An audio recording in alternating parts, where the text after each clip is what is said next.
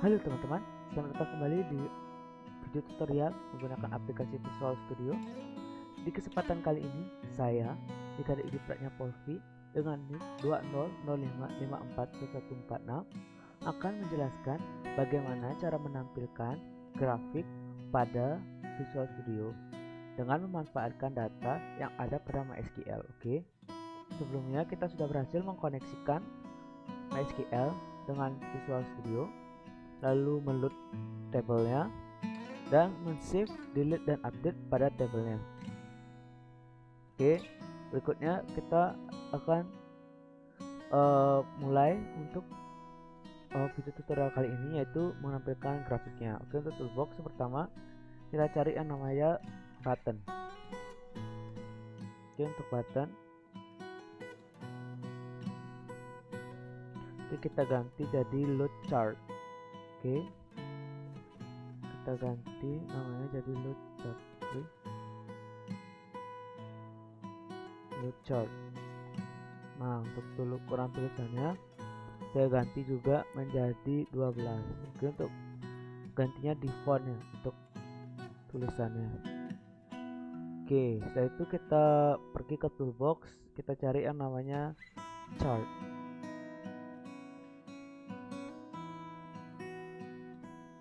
Oke, sudah berhasil, sudah diinputkan. Lalu kita jangan lupa mengganti memasukkan seriesnya. Oke, kita ganti seriesnya dulu di series, lalu collection kita klik 3, lalu kita ganti jadi first name versus actor ID. Nah, untuk sumbu X akan saya isi dengan first name, untuk sumbu Y akan saya isi dengan actor ID. Oke. Oh ya, untuk tipe chartnya juga saya ingin ganti chart type-nya jadi point agar lebih terlihat nantinya. Oke, setelah itu kita load chart, lalu kita ke private sub yang button 6, karena load chartnya saya masukkan di button 6. Oke, setelah itu kita paste.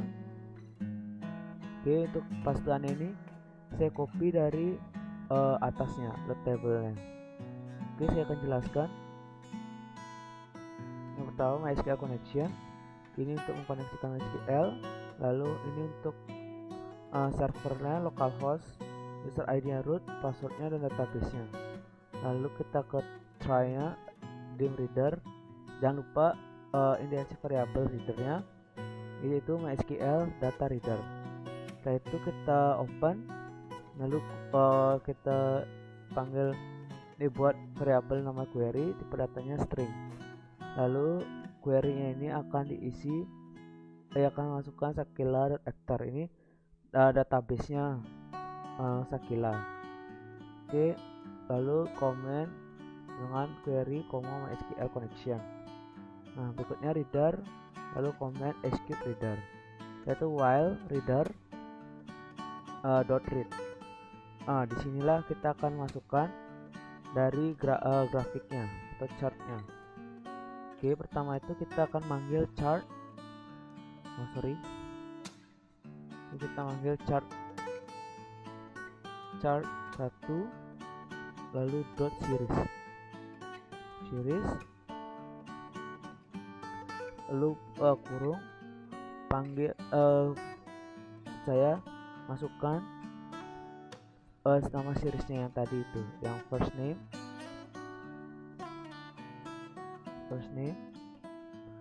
lalu versus. Oke, biar misalnya teman-teman tidak mau ribet, bisa ke form design lalu kita copy paste saja, atau bisa juga tinggal diketik saja first versus actor ID, actor_ID. Nah, seperti itu. Lalu jangan lupa dot points. Oke, dot points, lalu points juga termasuk dot add xy. Nah, di sini kita masukkan xy nya dengan yang pertama itu reader dot get string. Nah, karena saya akan manggil first name-nya terlebih dahulu, maka tipe datanya get string. Tipe data string, maka dipakainya get string. Oke, nama dari gininya, kolomnya first name. Oke, setelah itu kita koma. Untuk yang Y kita panggil reader get integer, karena tipe data dari actor underscore id nya yaitu integer seperti ini. Oke, jika dirasa cukup, lalu kita coba running apakah berhasil menampilkan datanya. Oke, cek connection terlebih dahulu teman-teman. Oke, connection sukses. Lalu kita masukkan username-nya. Untuk username saya isi dengan first name, dan untuk password saya isi dengan actor underscore id. Oke, jadi Penelope actornya itu id-nya itu 1. Oke, login sukses. Nah, ini pertama data sudah berhasil di load. Lalu kita ke load chart. Oke, untuk Natalie 50 actor underscore id nya, untuk Spencer actor underscore id nya itu 100, untuk Jaina itu 150, dan untuk Tora itu 200. Nah, untuk teman-teman yang masih bingung, ini database nya saya akan tampilkan. Kita lihat apakah benar 50 itu Natalie, benar. Yang 100 itu Spencer, benar. 150 Jaini, benar. Dan yang terakhir Tora untuk yang ke 200. Oke, ini saya tampilkannya per 50, cepatan 50. Oke, karena berhasil menampilkan data di chartnya, maka codingan dapat dikatakan berhasil. Baik, sekian video tutorial yang dapat saya sampaikan. Atas perhatiannya saya ucapkan terima kasih, dan selamat menonton video tutorial berikutnya. Sampai jumpa.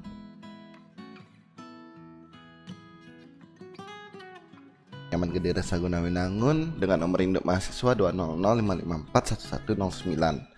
Nah, di video kali ini saya akan menjelaskan untuk membuat form close-nya itu seperti saat di close ada konfirmasi yes or no-nya. Nah, di sini mudah saja caranya, kita langsung saja ke formnya ini. Lalu kita cari di sini.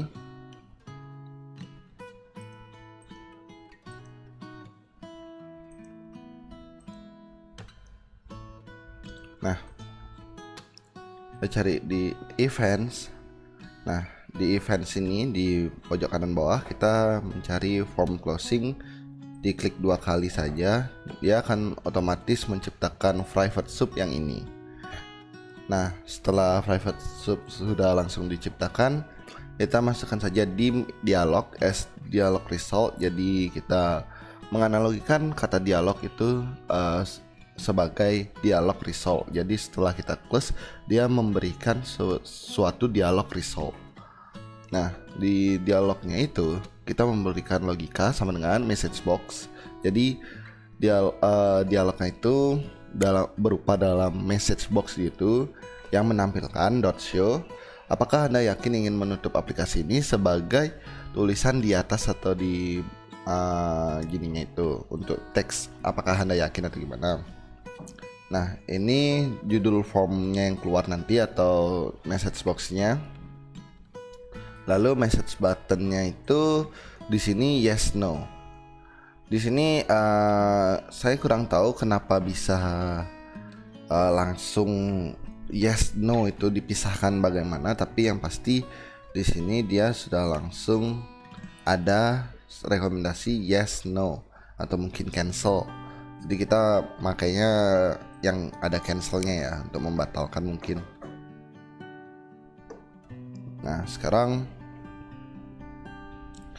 kita memberikan fungsi if dialog.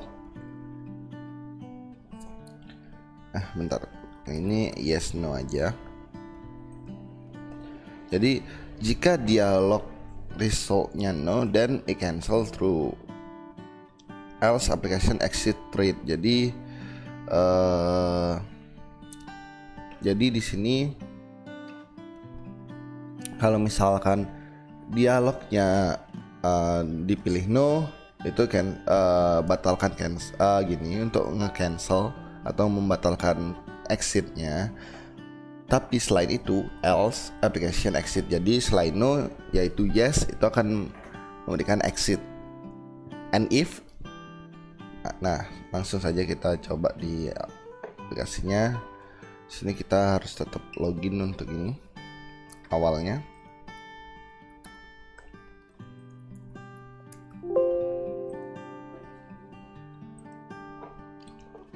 Nah sekarang kita coba close, dia akan ada keluar ini. Nah seperti yang tadi saya jelaskan, di sini keluarkan jadi judul dari formnya itu sendiri. Terus yang di awal itu adalah teksnya, apakah Anda yakin ingin menutup aplikasi ini, dan pilihannya yes atau no. Kalau misalkan no, dia akan tetap balik ke sini atau dengan fungsi cancel di sini. Tapi kalau yes, dia akan tertutup aplikasinya. Sekian dari saya, mohon maaf bila ada kesalahan kata atau kekurangan dalam menjelaskan. Terima kasih sekali lagi.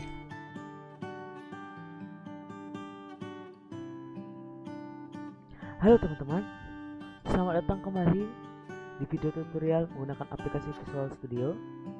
Di kesempatan kali ini, saya Ika Didi Pranyapolvi dengan NIM 2005541146 akan menjelaskan bagaimana cara menggunakan radio button dan perbedaannya dengan checkbox. Oke, yang pertama-tama kita coba perbedaan antara checkbox dengan radio button. Jadi kita panggil dulu group box agar lebih jelas memperlihatkan perbedaannya. Oke, nanti di sini saya akan masukkan checkboxnya. Oke, kita pilih berikutnya yaitu radio button dan checkboxnya. Nah di sini kita milihnya tuh dua radio button dan dua checkbox untuk melihat perbedaannya. Nah, terus kita pilih checkbox. Oke, kita copy paste saja agar mempersingkat waktu. Nah seperti ini. Lalu kita running untuk melihat apa perbedaan dari checkbox dan radio button. Nah kita cek koneksi terlebih dahulu. Oh ternyata masih terhubung. Lalu username kita masukkan Penelope. Ini username saya pakai dari first name dan password saya pakai dari @id. Oke, login sukses. Lalu kita coba klik radio button 1. Lalu jika kita pindah ke radio button 2, maka radio button 1 tidak terpilih lagi atau tidak terklik lagi. Nah gimana dengan checkbox? Kalau kita klik checkbox 1, maka jika kita klik checkbox 2, checkbox 1 masih terklik. Jadi kesimpulannya, jika radio button itu hanya dapat memilih satu, baik itu radio button 1 maupun radio button 2. Tapi jika checkbox kita dapat memilih satu atau lebih atau keseluruhan dari pilihan. Jadi kita bisa memilih lebih banyak dibandingkan radio button. Oke. Jadi sekarang kita masuk ke penggunaan dari radio button. Kita hapus dulu untuk group box dan checkboxnya. Oke, setelah dihapus kita pindah ke radio button 1. Ke properties kita ganti teksnya jadi laki-laki. Nah seperti ini. Lalu dengan simbol L. Nanti simbol inilah yang akan kita masukkan ke database. Oke. Berikutnya perempuan. Oke, dengan simbol P. Nah seperti ini. Baik, setelah itu kita double klik ke laki-laki. Nah kita perlu inisialkan variabel terlebih dahulu atau membuat variabel lebih dahulu di public. Kenapa di public? agar nanti kita manggil hanya sekali, kita hanya membuat sekali tapi bisa manggil berkali-kali. Nah, ini kita tulis dim gender as tipe datanya string, variabel gender dengan tipe data string. Setelah itu kita ke bawah lagi untuk memasukkan variabelnya ke dalam radio button. Oke, setelah itu gender sama dengan untuk radio button 1 saya isi dengan L. Nah, untuk radio button 2 saya isi dengan P. Nah, seperti ini. Lalu ini baru radio buttonnya saja, tapi datanya belum bisa di save. Jadi kita harus pergi ke save, button save dulu. Kita double klik button save, lalu kita masukkan. Nah, di sini kan sebelumnya kita sudah berhasil menyimpan actor underscore id, first name dan last name. Jadi kita hanya perlu nambah gender. Lalu setelah gender kita ke kanan lagi, lalu kita koma, kita petik 1, petik 2, dan petik petik 2, petik 1. Di sini kita kasih gender. Oke, selesai. Kita lihat lagi apakah ada yang salah.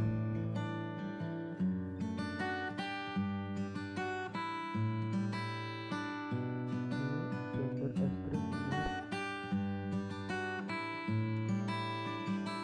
Kita cek lagi ya teman-teman, apakah ada yang salah di query.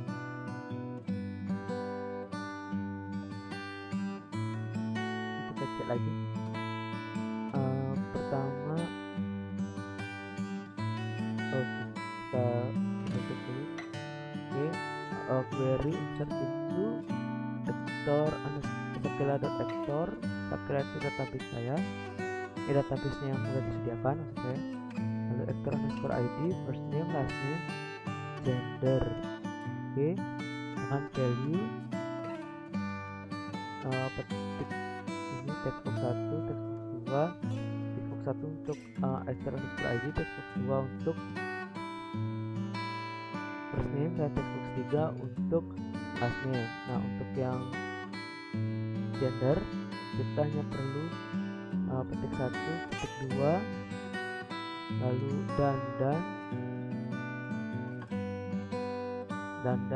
lalu masukkan dari variabelnya gender, lalu tutup dengan dan petik 2 dan petik 1. Oke, seperti itu, tidak ada error. Lalu kita coba start. Kita membuktikan apakah codingannya berhasil. Pertama kita perlu login terlebih dahulu. Dengan pertama-tama kita cek koneksi terlebih dahulu. Koneksi berhasil. Lalu username-nya kita masukkan first name. Lalu untuk passwordnya kita masukkan actor ID-nya. Login sukses. Setelah itu kita masukkan actor ID. Misalnya kita lihat dulu, karena actor ID ini sifatnya primary key, artinya tidak boleh ganda. Artinya satu data, satu primary, satu ID, satu untuk datanya. Jadi nggak boleh double. Karena dia sifatnya primary key. Nah, untuk berikutnya berarti selanjutnya 207 ya. Untuk first name-nya kita bisa karang, misalnya Michan misalnya gitu. Nah, untuk gendernya misalnya perempuan. Jadi saya akan masukkan actor ID 207 dengan first name Mip dan yang last name Chan. Lalu kita save. Data save. Kita lihat table, lalu kita ke bawah. Nah, lihat data sudah masuk 207 dengan first name Mip, last name Chan dengan gender P. Sebelumnya kita cek juga di Workbench, MySQL Workbench, apakah data sudah masuk. Kita refresh. Nah, ternyata data sudah masuk dengan actor ID 207, first name Mip dan last name Chan, dengan gender P. Oke, berarti radio button sudah berhasil.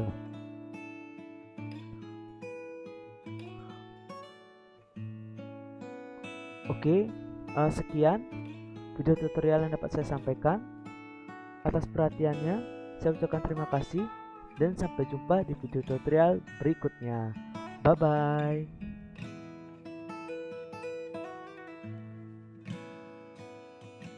Halo teman-teman, pada kesempatan kali ini saya Anggi Vivi Febrina Silalahi dengan NIM 20055411071 akan menjelaskan tentang bagaimana cara menggunakan datetime picker dan save date dalam database pada Visual Studio. Langkah pertama yang kita lakukan adalah drag and drop datetime picker dari toolbox.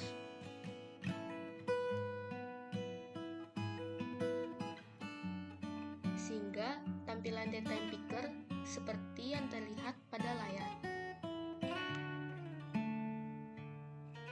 Kita bisa mengubah font dan ukurannya.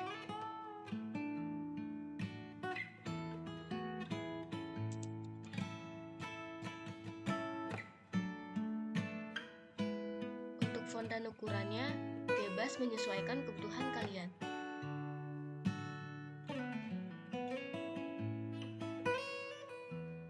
Lalu selanjutnya bisa kita run. Kita tunggu proses running.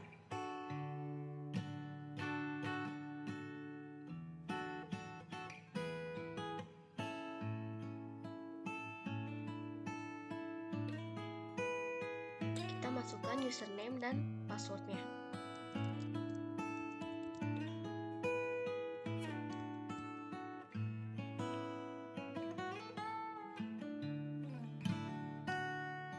Setelah kita running, kita bisa memilih tanggal, bulan, dan tahun yang kita inginkan. Lalu kita close.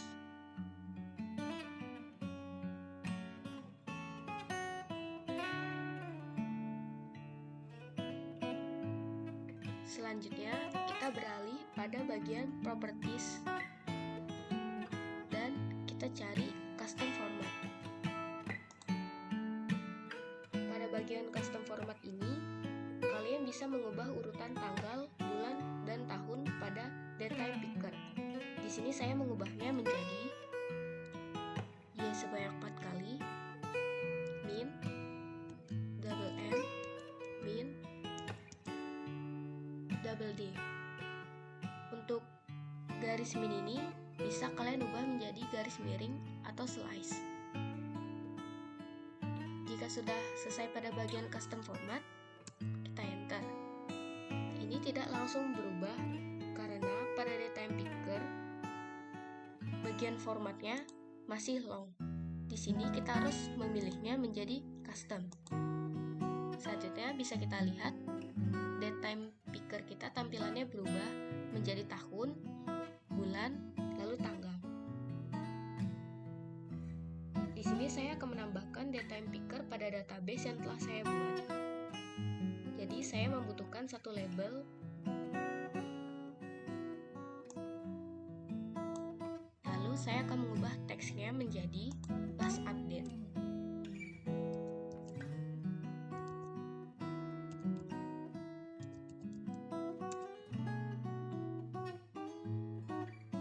Untuk font dan ukurannya juga bebas menyesuaikan kebutuhan kalian.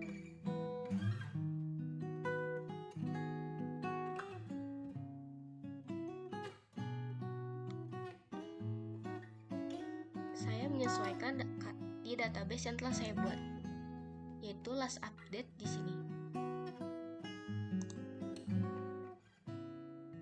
Lalu selanjutnya, agar data datetime picker tersimpan dalam database, maka kita harus menambahkan codingan pada bagian button save-nya.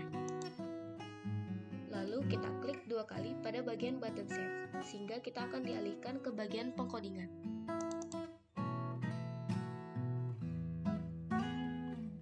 Kita hanya perlu menambahkan beberapa kata pada bagian query-nya.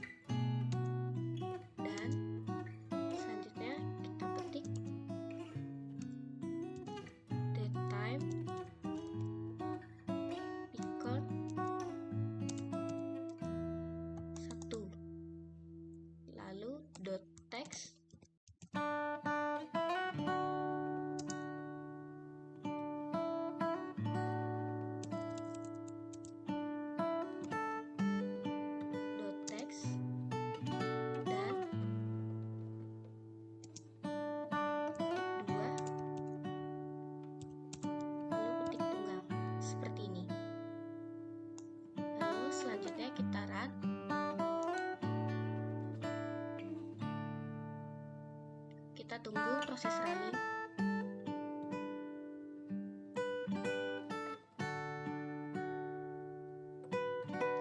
Kita masukkan username dan passwordnya. Login. Klik OK. Sebelumnya kita lihat ada berapa database yang telah dibuat. Di sini saya akan menambahkan menjadi 200 buah.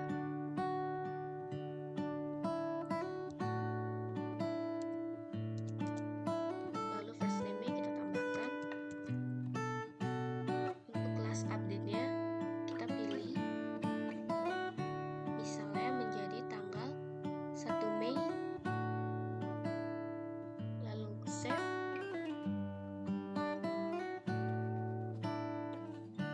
Di sini kita ubah menjadi 202, save.